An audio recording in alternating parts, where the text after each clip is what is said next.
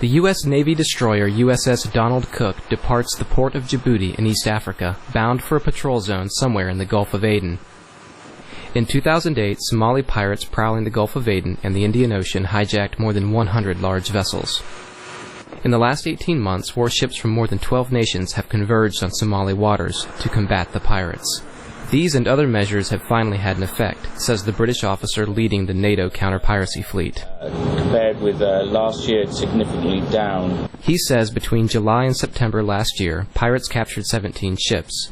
In the same period this year, they captured only 1. Commodore Cheek says several factors account for piracy's decline.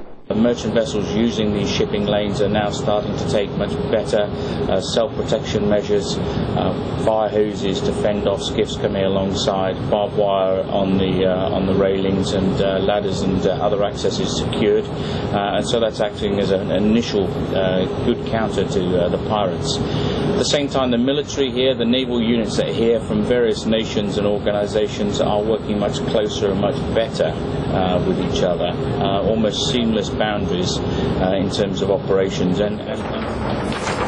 The Virginia-based Donald Cook, assigned to NATO, is halfway through a 6-month counter-piracy patrol on the Gulf of Aden. For Donald Cook's 250 sailors, defeating piracy means long, hot days on unforgiving seas, far from home. Donald Cook's boarding teams bear the biggest burden.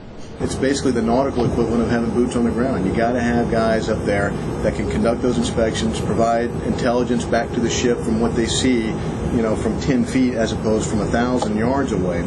To keep pirates at bay, the boarding teams intercept and investigate any suspicious boats. We can do as little as just come up and say, "Hi, how are you?" We can do health and comfort searches.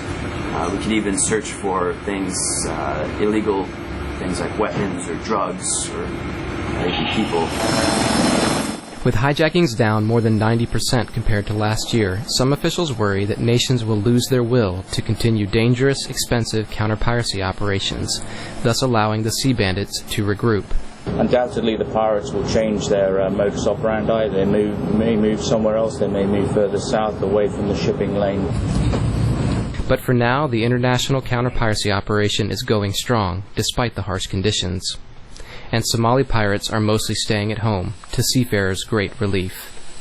David Axe for VOA News, on board the USS Donald Cook.